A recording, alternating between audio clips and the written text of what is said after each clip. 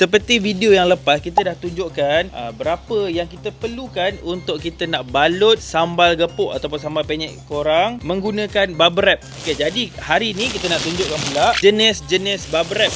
Okay. Yang bubble wrap yang kami selalu order adalah double layer. Yang ini kalau korang tengok, yang ini DL. Yang single layer dia agak berbeza sikit. Korang takkan jumpa yang macam ini. Kalau single layer dia punya bulat-bulat tu korang akan dapat rasa. Tapi kalau double layer korang takkan dapat rasa dia punya bubble dia dekat sini, di bahagian depan dan juga di bahagian belakang. Kita dah cuba bermacam-macam jenis bubble wrap yang berada di pasaran sana. Jadi kami rasa yang terbaik adalah bubble wrap yang double layer. Setakat ini hanya bilangan kecil saja yang ada masalah leaking ataupun pecah. Itu pun disebabkan terlalu ketara sangat. Pecah dia tu contohnya dibaling ataupun dihenyak ataupun diherdik.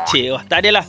Yang itu disebabkan faktor-faktor pengendalian daripada kurier lah. Kalau korang nak dapatkan sambal gepuk ataupun sambal penyet Pak Remy, korang bolehlah dapatkan dekat beg kuning bawah ni sekarang, okey?